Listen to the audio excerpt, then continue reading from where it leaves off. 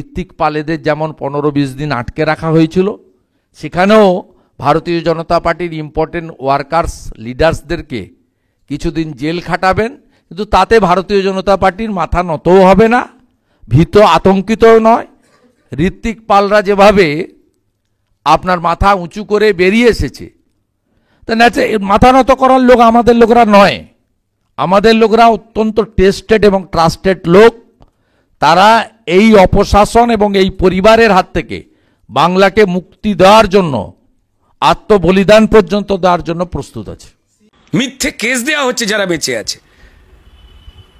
প্রাক্তন সেনা কর্তা মেজর ঋত্বিক পাল, তিনি অন্যায়ের বিরুদ্ধে হওয়া একটা জমায়েতের মধ্যে ছিলেন, তাকে বিনা ওয়ারেন্টে, যে দেশের জন্য নিজের জান বাজি রেখেছিল, তাকে 16 দিন জেল খাটালো, খাটিয়ে কালকে রাত্রিবেলা ছাড়া হলো।